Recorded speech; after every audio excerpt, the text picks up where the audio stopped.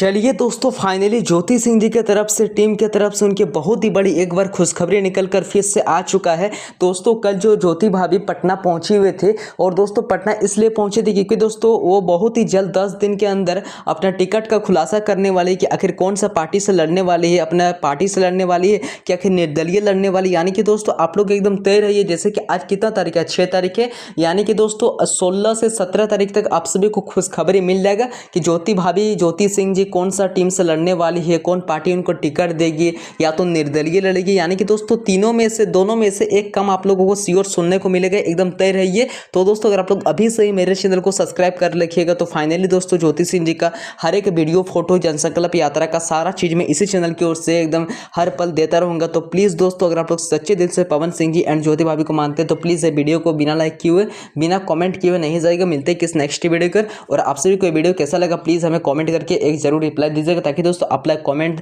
कि ताकि दोस्तों आपका एक कमेंट से मेरा प्यार दुगना हो जाता है और एक से एक बढ़कर वीडियो बनाने का मन करता है। मिलते हैं किस नेक्स्ट वीडियो कर। Thank you.